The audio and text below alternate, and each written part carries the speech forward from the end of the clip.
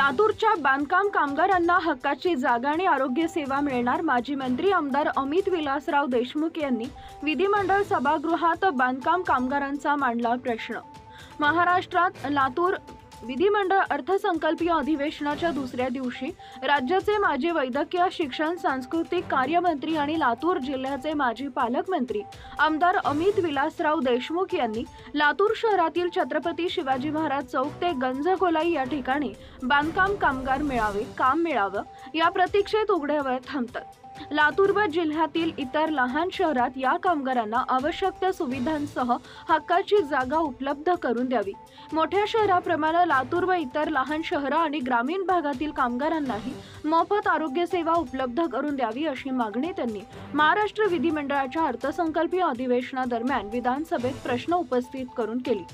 यावर कामगार कल्याण मंत्री नामदार आकाश फुंडकर यांनी लातूर शहरातील बांधकाम कामगारांना रोजगारासाठी उभारण्यास हक्काची जागा उपलब्ध करून दिली जाईल, तसेच शहर आणि जिल्हा रुग्णालय, ग्रामीण भागातील प्राथमिक आरोग्य केंद्र, उपकेंद्र इथं बांधकाम कामगारांना उपचार सेवा देण्यात येतील असं सांगितलंय। महाराष्ट्र विधिमंडळ अर्थसंकल्पीय अधिवेशनाच्या महाराष्ट्र विधिमंडळ सभागृहात आज बुधवार दिनांक 5 मार्च 2025 रोजी प्रश्नोत्तर कालावधीत माजी मंत्री आमदार अमित विलासराव देशमुख यांनी सभागृहात लातूर शहरातील बांधकाम कामगारांना रोजगारासाठी थांबण्यास हक्काची जागा नाही। सध्या हे कामगार छत्रपती शिवाजी महाराज चौक, गंजगोलाई यासारख्या ठिकाणी थांबतात। या कामगारांना मोफत आरोग्य सेवा मिळणं आवश्यक आहे। मोठ्या शहरात आरोग्य सेवा मिळतात, परंतु छोट्या शहरात आणि ग्रामीण भागात तशी व्यवस्था नाही असा प्रश्न उपस्थित करून हक्काच्या जागेसोबत लातूर शहरातील बांधकाम कामगारांना मोफत मोठ्या प्रमाणात आरोग्य सेवा हव्यात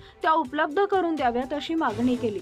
यावर उत्तर देताना कामगार कल्याण मंत्री नामदार आकाश फुंडकर यांनी जागेची चाचपणी करून लातूर शहरातील कामगारांनाही योग्य प्रकारची त्या सुविधांसह जागा उपलब्ध करून दिली जाईल।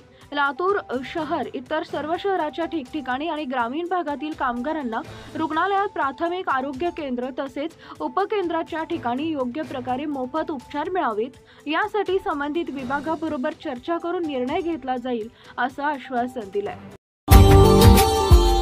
Subscribe now and press the bell icon. Never miss an update.